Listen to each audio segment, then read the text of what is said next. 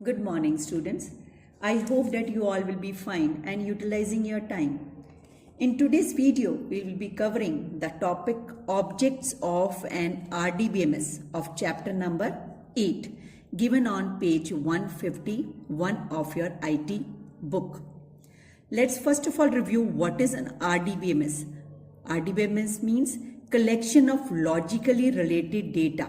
ऐसा डेटा जिसको हम आपस में रिलेट कर सकते हैं. अब जैसे कि ये डेटा से डील करता है, इट मीन्स उस डेटा को हमने कहीं ना कहीं स्टोर भी करना है, उसको मैनेज भी करना है, मैनिपुलेट भी करना है. तो आरडीबीएमएस कैसे कर पाता है? Yes, it is able to do with the help of its objects, which will be discussing in this topic. An object in a database is a structure और a feature that is used to store. ये इसकी एक feature है, किसकी? RDBMS की. कौन? Object, जिसकी help से हम डेटा को स्टोर कर सकते हैं, उसको रिप्रेजेंट कर सकते हैं और डेटा को हम फेच भी कर पाते हैं, मीन्स रिट्रीव कर पाते हैं. In fact our database is a collection of these objects. Database तभी बन पाया है, डेटाबेस जैसे हमें पता है collection of logical related data, और डेटा को प्रॉपरली मैनेज करने के लिए इसको ऑब्जेक्ट्स की जरूरत पड़ती है. सो हम कह सकते हैं कि database is a collection of these objects that work on multiple sets of data. और वो किसके ऊपर वर्क करेंगे? डेटा के ऊपर जो आपस में रिलेटेड है. Various type of objects in database are there, which we'll be discussing one by one. First one is the table, which is, we can say it is the basic unit of any DBMS. Why it is a basic unit? Because other objects are dependent on the table. क्योंकि सबसे पहले हम कहीं ना कहीं data को store करेंगे properly in organise way में, तभी उसके बाद हम उसको रिट्रीव करने की सोचेंगे या उसको मैनिपुलेट करने की सोचेंगे. सो हम कह सकते हैं a table is the basic unit of any DBMS. The data is first stored in table in rows and column format. A column represent a field or an attribute while a row represent a record. Let's understand it more properly with the help of an example which is given on page number 152. This is a table named item. अब इसके अंदर ये headings कुछ दे रखी हैं, इन्हें क्या बोलते हैं? Attribute, like item number, name, price, quantity, discount. ये क्या कहलाती है? फील्ड्स, या हम कह सकते हैं एट्रीब्यूट. और एक कॉलम एक फील्ड से रिलेटेड होती है. And the collection of logical related field, collection of field क्या बनाता है? एक रिकॉर्ड बनाता है. और कलेक्शन, जो रिकॉर्ड किस फॉर्म में होता है? रो में. एंड कलेक्शन ऑफ रिकॉर्ड क्या बनाता है? टेबल. ओके. और इस टेबल में हम काफी सारा डेटा रोज में स्टोर कर सकते हैं. लेकिन अगर मान लो कोई 3000 रिकॉर्ड हो और उसमें से कोई डेटा हमने रिट्रीव करना हो, तो it is going to be a very boring and tedious. So we require some interface with the help of which we can retrieve the data easily one by one and in interactive way. Yes, it is possible in RDBMS with the help of another object, that is the form.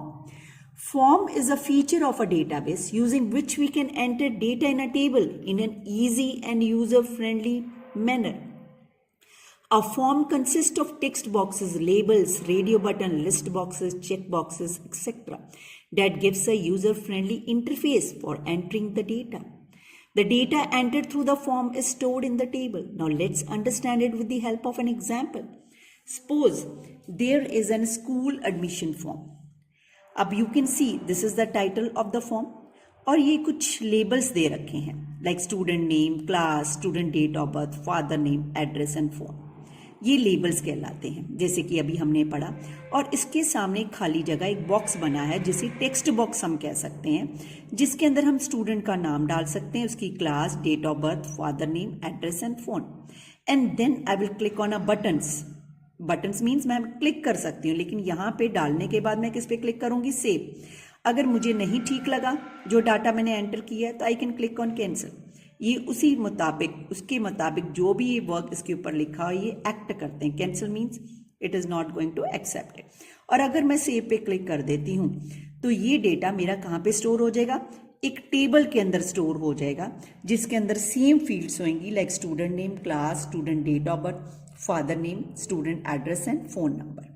तो जो हमने data enter किया, suppose student का name Rohit, हमने ऊपर अगर suppose मैंने form के अंदर एंटर किया रोहित, उसकी class 10th, date of birth, father name, address and phone, same is, और जब मैंने सेव पे क्लिक किया it is going to enter over here Rohit 10th and date of birth 2 3 जो भी ऊपर मैंने दिया होगा वो यहाँ एंटर हो जाएगा।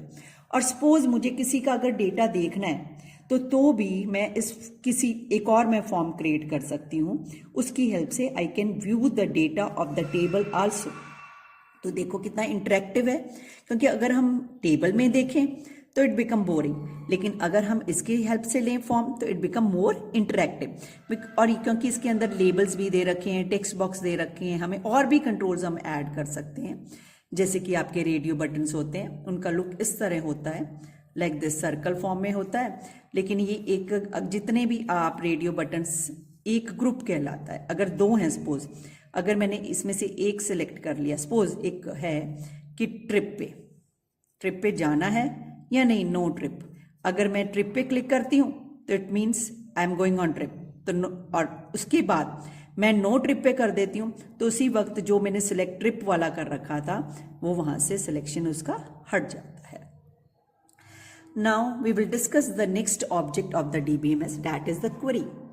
अब जैसे कि हमें पता है कि RDBMS is the collection of logical related data, it is having a pool of data, और उस डेटा में से अगर हमें कुछ पर्टिकुलर रिकॉर्ड चाहिए तो यस इट इज पॉसिबल, कुछ पर्टिकुलर रिकॉर्ड रिट्रीव करना तो हम रिट्रीव कर सकते हैं with the help of the query.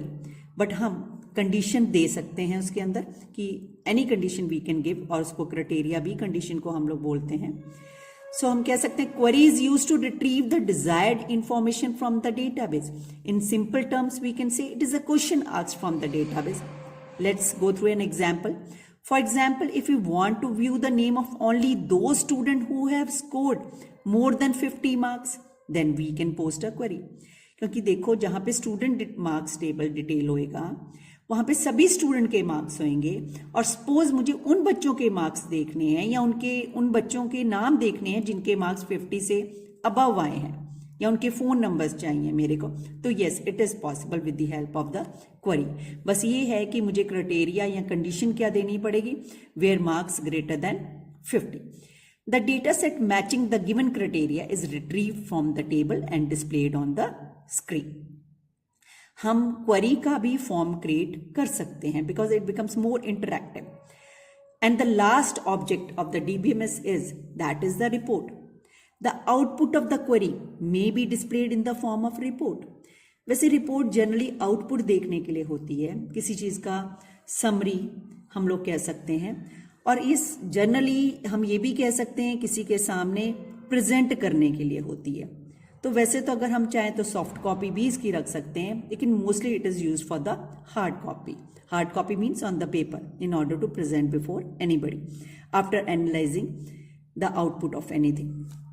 The output of a query may be displayed in the form of reports.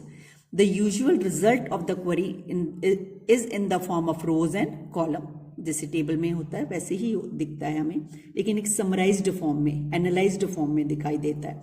But if you want the report to be a formal and in a proper layout, then we can use the report feature that is of RDBMS. Means अगर हम कोई बड़े formal तरीके से data को output में दिखाना चाहते हैं समराइज्ड फॉर्म में, तो yes we can do it with the last object of the DBMS, that is the report. That's all with this topic. Thank you beta, and go through the video very carefully.